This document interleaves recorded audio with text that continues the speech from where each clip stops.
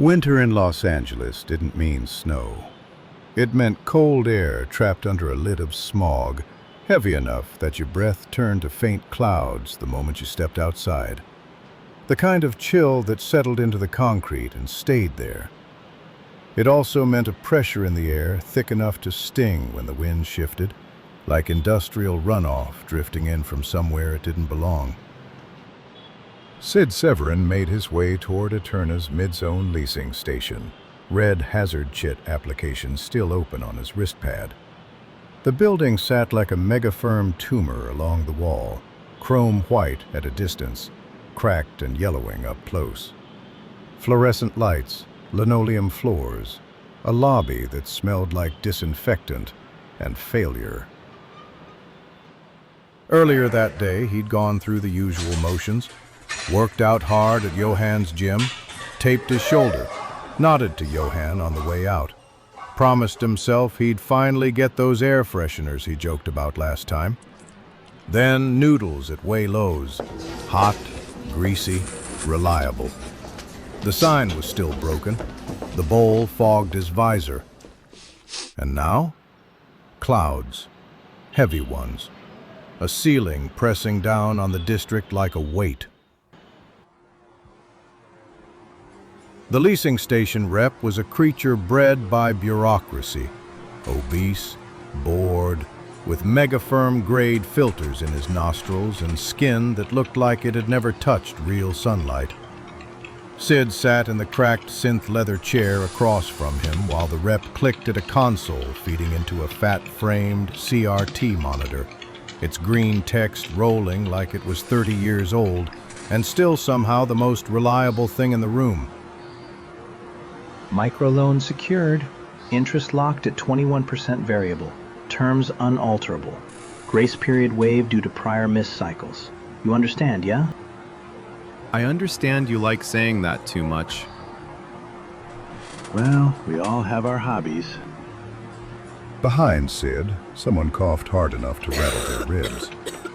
A woman argued with a kiosk that kept spitting out the same error code. Two PMF cadets stood near the elevator, visors hanging on their belts, watching the room with the dead focus of people waiting for names they hoped wouldn't appear.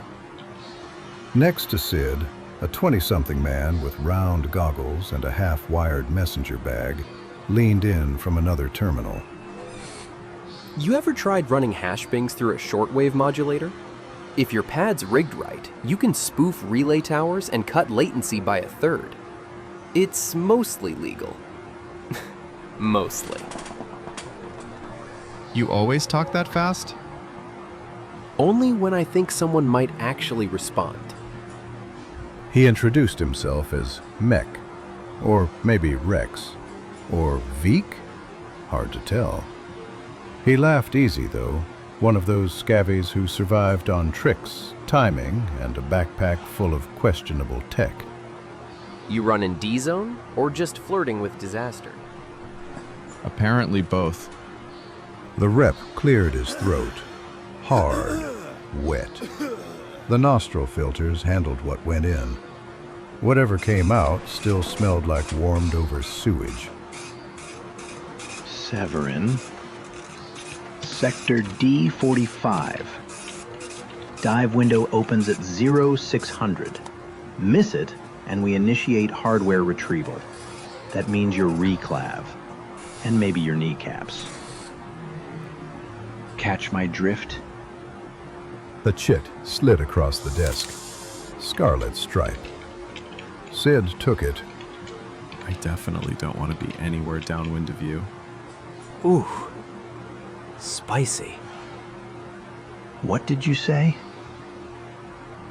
Oh, I was just saying that I hope it's not windy down yonder.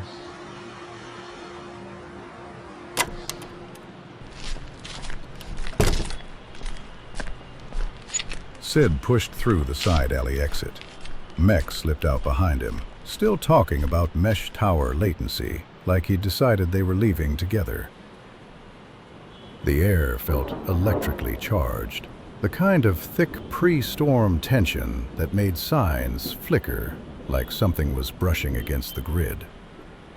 A broadcast mast overhead crackled as its old relay coils cycled, coughing a burst of static across the district. Far above, a passing ad ship's hollow banner warped for a second, its image bending like heat haze. He and Mech exchanged contact through their wrist pads, a blink of green on both displays before the connection locked in. As Mech turned to leave, Sid spotted a small black rectangle buried in the kid's bag, a Horizon-built hack pad, jury-rigged, and very illegal. The kind of device that could get someone disappeared. He said nothing.